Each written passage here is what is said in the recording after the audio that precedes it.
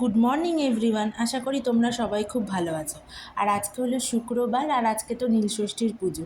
আর এই পুজোটা আমরা মায়েরা নিজেদের সন্তানের মঙ্গল কামনার জন্য বছরে একটা দিন করেই থাকি, তাই না? তাই জন্য সকাল সকাল স্নান টান সেরেও নিয়েছি এখন পুজোর জোগাড় করব বলে। আর এই বছরটা পুজোটা করব আমার মায়ের সাথে, আমার বাড়িতে এসে। আর আমার মাম্মাও দেখো সকাল সকাল স্নান সেরে নিয়েছে, স্নান সেরে নতুন জামাও পরে নিয়েছে। আর এখন এই ফল টল কেটে পুজো ঠাকুরের বাটাটা সাজিয়ে তারপরে নিয়ে যাব মন্দিরে।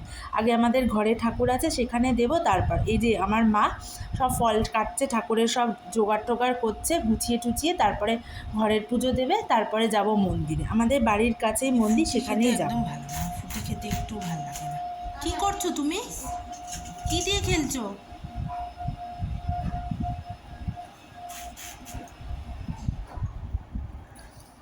লাল আছে তরমুজটা, মিষ্টি নাকি কে জানে।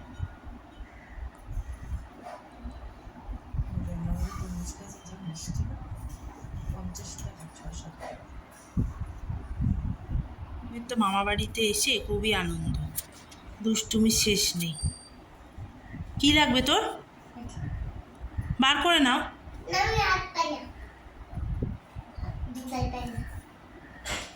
আমিও দেবো না। দে না বলে না, বলে দাও। হ্যাঁ হ্যাঁ, তো তুমি নষ্ট করে ফেলো যদি। খেলে আবার রেখে দেবে তো? ঠিক আছে।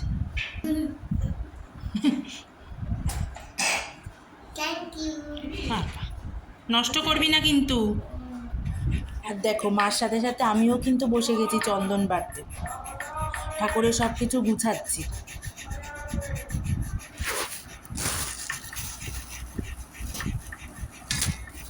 এবার এটা ঘটির মধ্যে দেয়।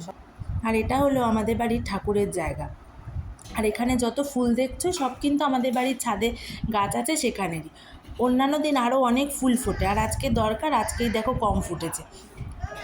প্রচুর ফুল ফোটে, সিংহাসনে ভরে থাকে ফুল দিয়ে। এক এক সময় জায়গা দেওয়া যায় না, ফুল এতই হয়। আর আজকে দেখো ফুলই নেই, কত অল্প ফুটেছে ফুল। প্রথমে ঘরের ঠাকুরকে মা পুজো দিয়ে নেবে, তারপর আর একটা জিনিস তোমাদেরকে দেখাচ্ছি, দাঁড়াও।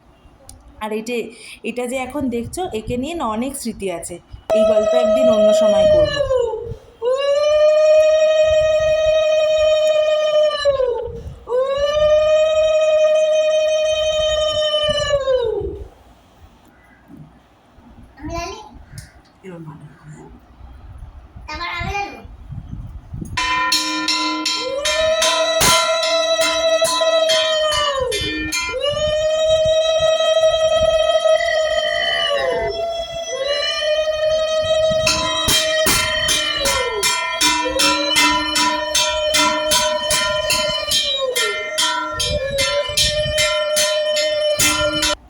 আগে বাড়ির ঠাকুরকে পুজো দিয়ে নিলাম, বাড়ির শিবকে জল ঢেলে তারপরে যাব এখন মন্দিরে। আর যেই শঙ্খটা তোমাদেরকে দেখালাম, ওটা নিয়ে না অনেক স্মৃতি আছে, সেই গল্প অন্য সময় একদিন করব।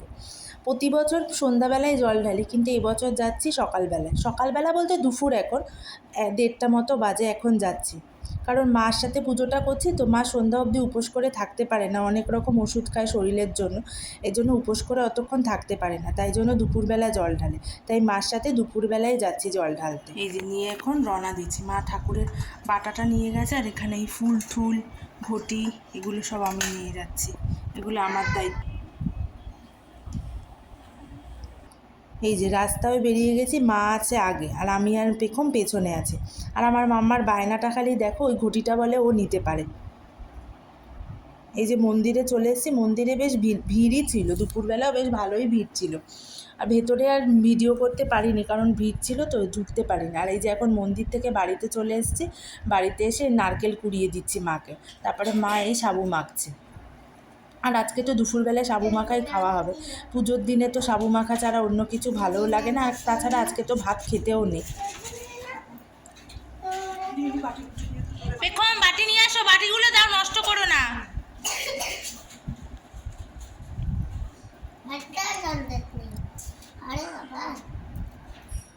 আর এই যে মা প্রসাদ বাড়ছে, এখন দেবে বলে অনেককে।